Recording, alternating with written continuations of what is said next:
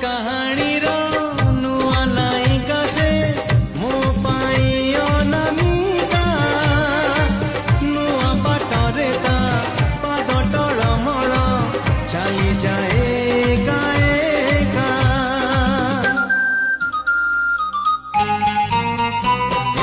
ନୂଆ କାହାଣୀର ନୂଆ ନାୟିକା ସେ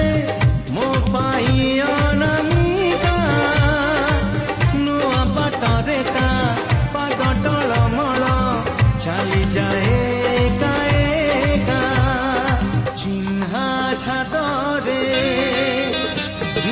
ଚିହ୍ନା ଛାତରେ ଅଚିହ୍ନା ଝିଅଟିକି